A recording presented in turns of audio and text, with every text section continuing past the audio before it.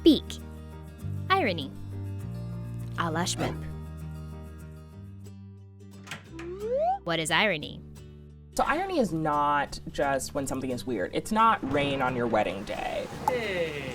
Rain on your wedding day is really sad, but unless you were in a place where you never expected it to rain, and this was like the one day that it rained, it's not totally ironic.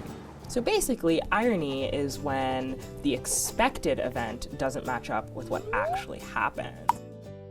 So you can have situational irony, which is when you would expect something to happen based on like where you are or what you're doing, and the opposite thing happens.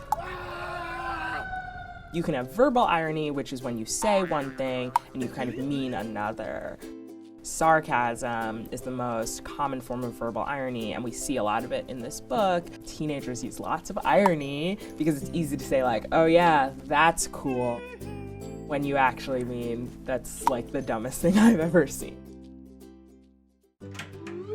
How does Melinda make use of irony in the novel?